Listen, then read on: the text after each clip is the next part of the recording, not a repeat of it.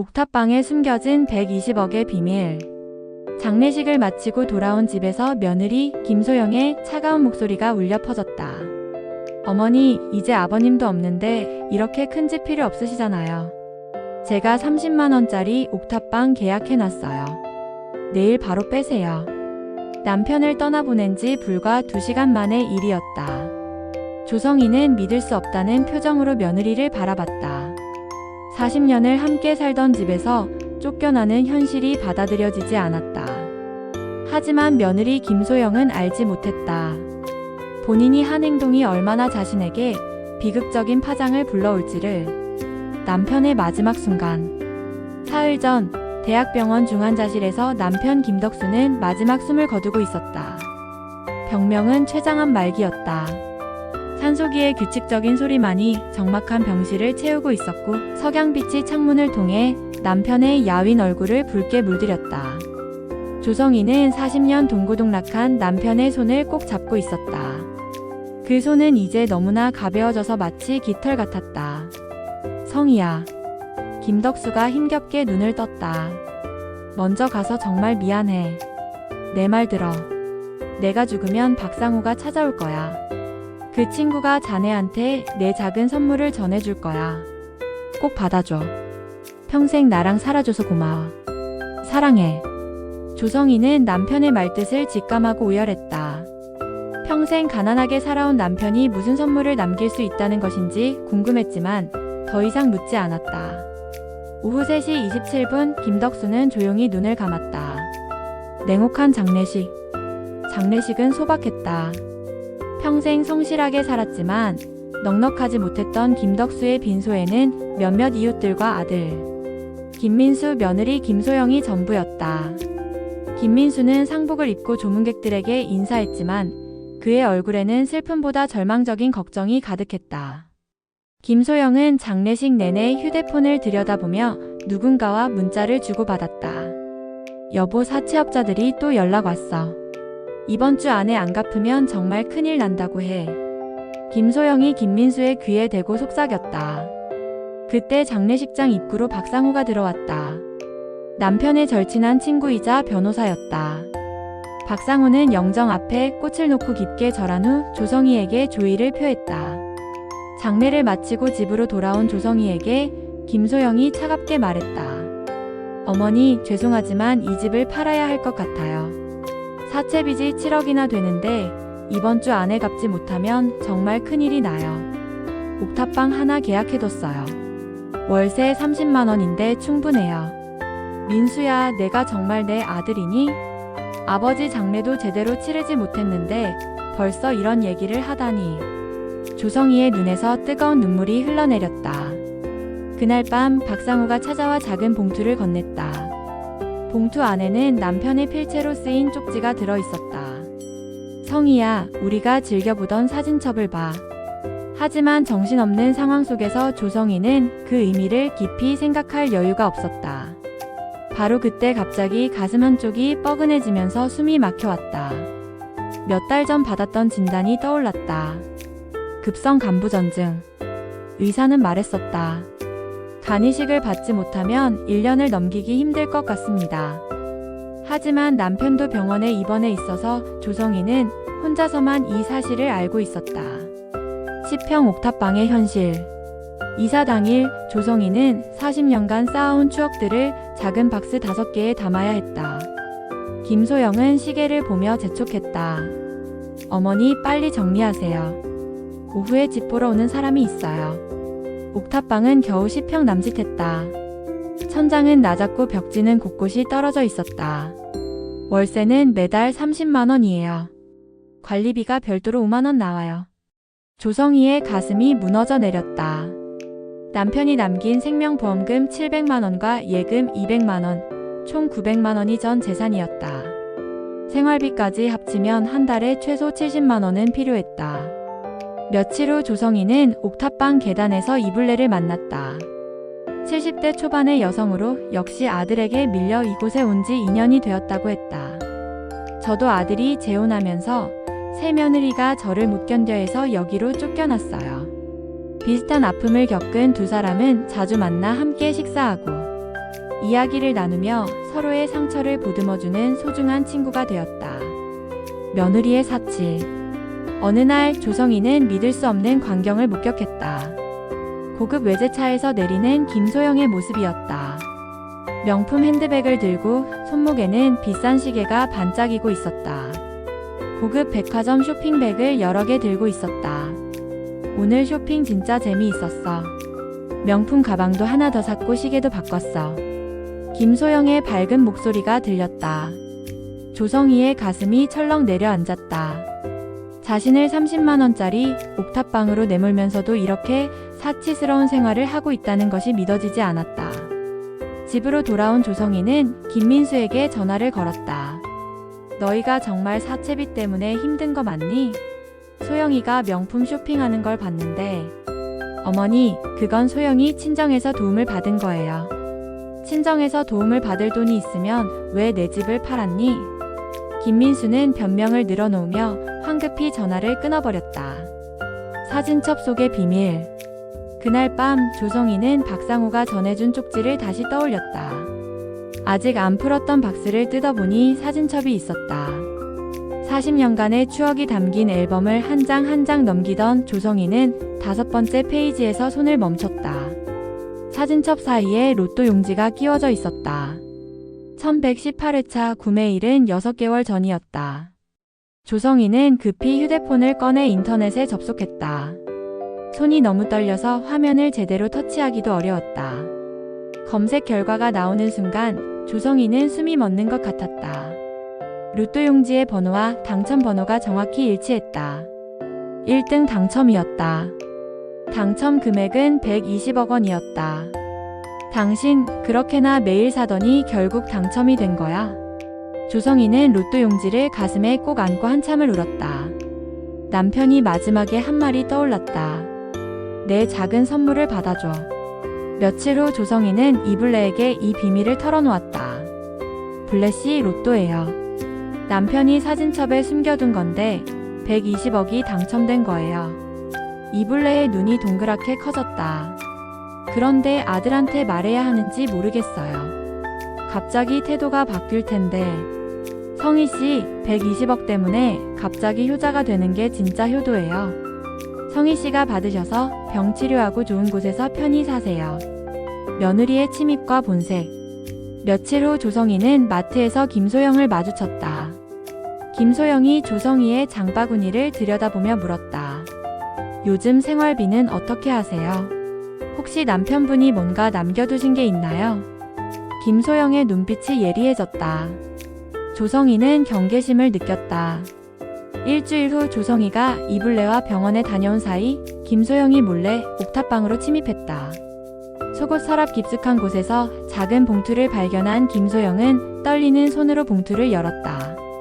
로또 용지를 발견하고 당첨 번호를 확인하는 순간 김소영은 그 자리에 주저앉았다. 120억. 120억이라고. 집으로 돌아간 김소영은 김민수에게 이 사실을 알렸다. 여보, 어머니가 로또에 당첨되셨어. 120억이라고. 그럼 어머니가 120억이 있는데도 우리가 집 팔아서 고생하는 걸 그냥 지켜보신 거야.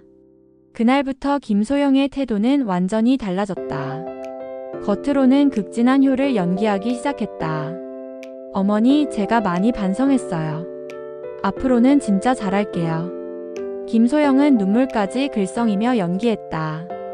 하지만 조성이는 며느리의 진짜 속마음을 알 수 있었다. 며칠 동안 김소영의 극진한 관심이 계속되었다. 하지만 어느 날 노골적으로 말을 꺼냈다. 어머니, 혹시 아버님이 뭔가 남겨두신 게 있나요? 숨겨둔 적금이나 그런 게요. 조성이는 이블레에게 상황을 털어놓았다. 블레씨, 며느리가 뭔가 눈치챈 것 같아요. 성희씨, 위험해요. 분명히 로또 용지를 찾아낸 것 같은데요.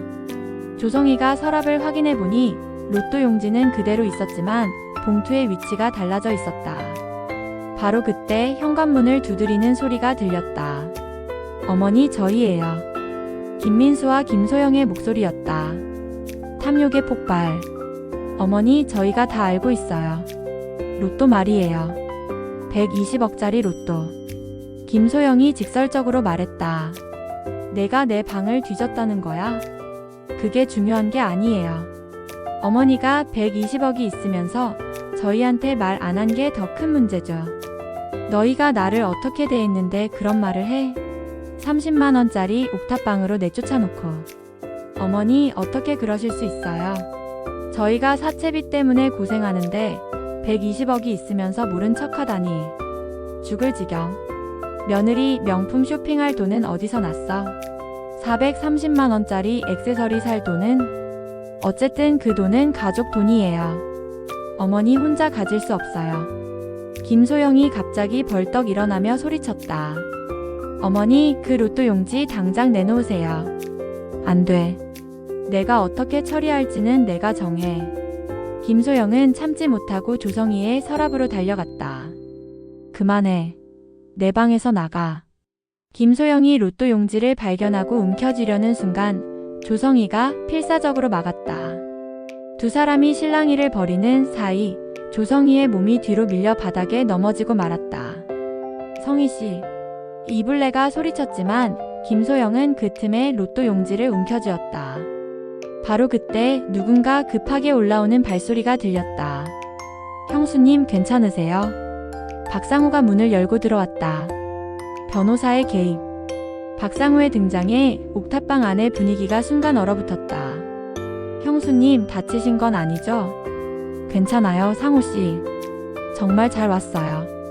사실 조성희는 며칠 전부터 며느리의 이상한 행동을 박상우에게 계속 상의해 왔다. 박상우는 변호사로서 미리 법적 절차를 준비해 두자고 조언했고 오늘 급히 달려온 것이었다. 박상우 변호사입니다. 조성희 어르신의 법정 대리인이고요. 김민수와 김소영의 얼굴이 창백해졌다. 변호사요? 형수님께서 며칠 전부터 상의해 오신 일들이 있어서요. 오늘 위험할 수 있다고 하셔서 급히 왔습니다. 가족끼리 이야기하고 있었는데요. 그럼 어르신이 왜 바닥에 넘어져 계시죠? 그리고 지금 손에 들고 계신 건 뭡니까? 박상우가 김소영이 쥐고 있는 로또 용지를 가리켰다. 박상우가 서류 가방에서 문서를 꺼냈다. 조성희 어르신의 재산에 대한 법적 보호 조치입니다. 며칠 전에 미리 준비해둔 것들이죠. 어르신의 재산에 대한 강압적 접근이나 협박을 방지하는 조치입니다. 로또 용지를 강제로 빼앗으려 한 것, 어르신을 넘어뜨린 것, 무단 침입해서 사적 공간을 뒤진 것. 이 정도면 충분히 고발 사유가 됩니다. 박상우가 휴대폰을 꺼내자 김소영이 다급해졌다. 여보세요, 경찰서죠? 노인 대상 강도 사건을 신고하겠습니다. 아니에요. 강도가 아니라고요. 결국 김소영은 억지로 로또 용지를 조성희에게 돌려주었다. 앞으로 조성희 어르신께 어떤 식으로든 압박을 가하시면 즉시 법적 조치를 취하겠습니다. 가족이라는 사람들이 70세가 넘는 어머니를 30만 원짜리 옥탑방으로 내쫓고 병든 어머니한테서 돈을 빼앗으려 하는 게 가족이 할 일입니까? 박상우의 호된 질책에 김민수와 김소영은 고개를 들 수 없었다. 아들의 각성. 집으로 돌아온 김민수는 깊은 생각에 잠겼다.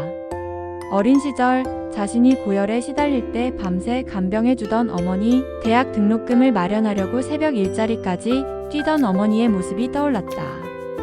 김소영이 말했다. 여부 어머니가 병원에 입원하셨대. 간이식을 받아야 살 수 있다는데 3개월이래. 그럼 정말 잘 됐네. 2달만 참으면 120억이 우리 거잖아. 김민수는 온몸에 소름이 돋았다. 소영아, 그건 우리 엄마 목숨 이야기야. 목숨이 뭐가 중요해? 자기가 간 이식해줄 것도 아니잖아. 김소영. 사람의 목숨이 걸려있는데 어떻게 그런 말을 할 수 있어? 내가 원한 건 120억이었지 우리 엄마 목숨까지는 바란 게 아니었어. 김민수는 결심한 듯 일어났다. 병원에 가서 간이식 검사 받을 거야. 120억보다 중요한 게 있어. 바로 우리 엄마야. 생명을 구하다. 다음날 아침 김민수가 병원에 나타났다. 민수야, 어떻게 여기를? 김민수는 어머니 침대 옆에 무릎을 꿇고 앉았다. 어머니, 제가 정말 미쳤었나 봐요. 40년을 고생해서 저를 키워주신 어머니를 30만 원짜리 옥탑방으로 내쫓다니. 저는 정말 사람도 아니었어요. 어머니, 저 간이식 해드릴게요. 그것만은 제가 아들로서 마지막으로 할 수 있는 일인 것 같아요. 김민수의 진심 어린 참회에 조성이도 눈물을 흘렸다. 수술 전날 밤 조성이는 김민수에게 말했다. 민수야, 120억 중 일부는 사회에 기부하려고 해. 병원비 없어서 고생하는 사람들, 간이식이 필요한 사람들을 도와주고 싶어. 훌륭한 생각이에요, 어머니. 수술은 성공적으로 끝났다.